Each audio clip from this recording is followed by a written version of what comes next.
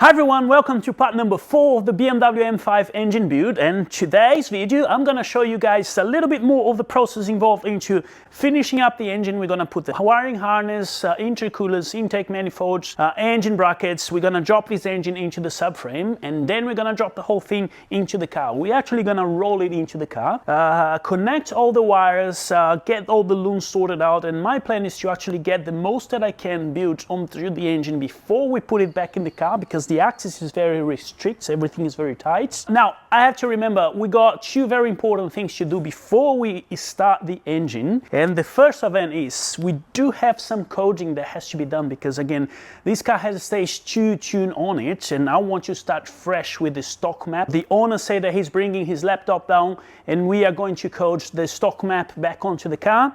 And then we have to crank the engine several times to build up the oil pressure.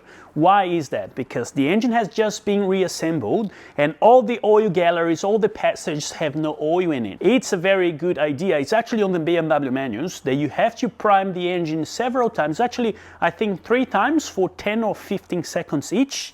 And we have to wait for about 4 or 5 minutes in between those 3 times so the starter motor can cool down. Once the oil has been primed up, what we're gonna do is we're gonna put the spark plugs back in, we're gonna install the coils, hook up the fuel lines, and then we're gonna go for the first starts. Is that gonna start? Well, I've been waiting for this day for the past 10 months, and that's what we're going to find out today.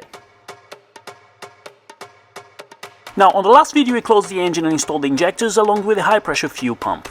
Off the camera I installed the oil lines to the turbo, the water pump, and another couple of bits and pieces.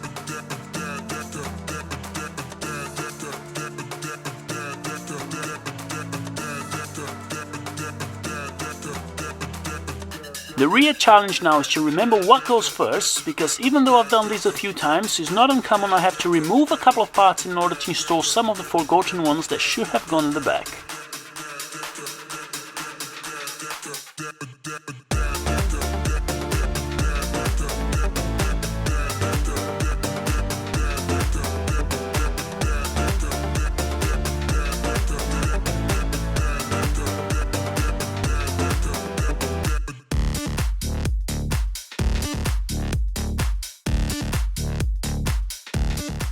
I hate to install parts that haven't been 100% clean before, but we are under the pump here, and the goal was to finish up this engine as soon as possible.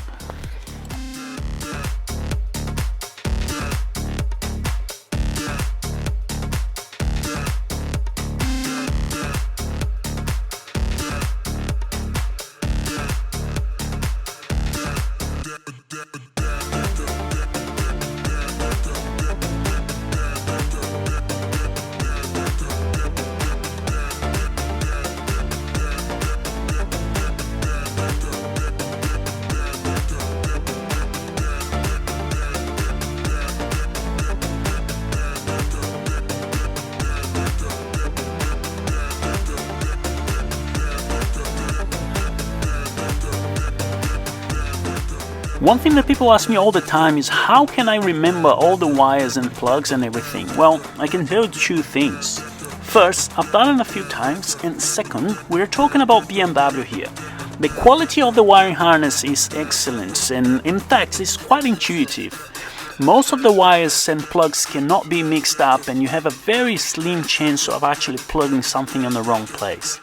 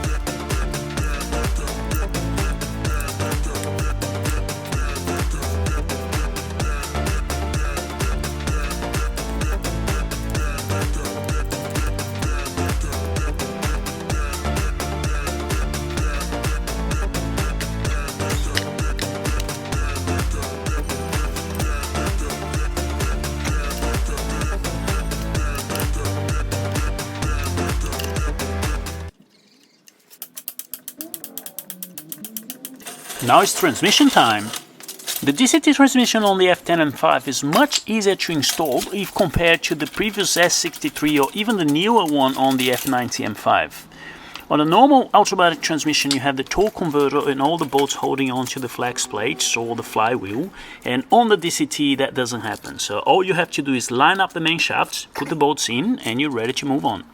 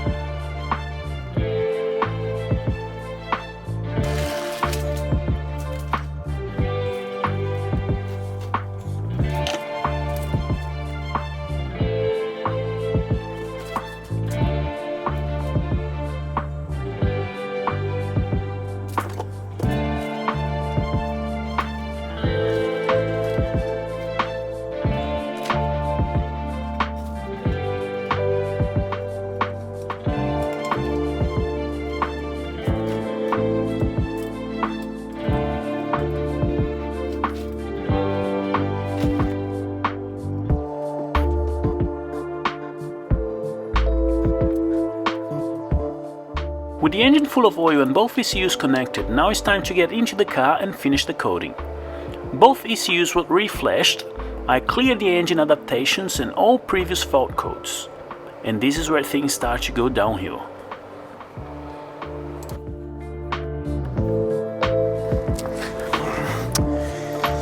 Okay, so here's the deal.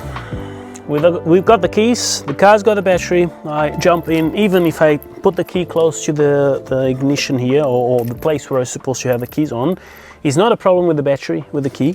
But if I press start without my foot on the brakes, ignition goes on, so that's terminal 15, good, working fine. If I press the brakes and I press start, the car simply shuts off. And all that I want to do is to make this engine crank, and it's not cranking. I don't know what to do. Over a few days I went back to almost every single electrical connector in the car to make sure it was all plugged in properly. I initialized and calibrated a few modules with no luck. Something weird was going on because that's a DCT car and it was asking me to press the clutch to start. I spent 5 days straight trying to figure out the issue, and it was time to hang the towel. Nah, not gonna happen. It's not gonna happen. Well, this is to show you guys that sometimes we win, sometimes we lose. Today doesn't look like we are winning yet, but let's not get disappointed. Yes, it's a lot more work for us. It's a lot more stuff to check over. I honestly don't believe this is a hardware issue. This is not a physical issue. There's a software problem somewhere with one of the modules. I reinitialize everything that I could, but when we start to dig deeper into the coding, I rather not do it myself. I don't have much knowledge on that point. So there's a guy, Jay, he does all the coding for me. Really nice guy. If you're in Sydney, you need anything coded on your BMW, I'll point you in the right direction. So let's get him to check the car. Maybe next week I'm gonna give him a call, see where he's at, and yeah, there isn't much that we can do at this stage. Our main goal right now is just to get the engine to crank so the oil can be primed up, and then we're gonna install the spark plugs, coil, everything, finish up with the hoses and coolants, and then we're gonna go for the first start, but we cannot do that yet until the engine cranks. So, well, I think that's it for today. So thank you very much for watching, and I'll see you guys next time.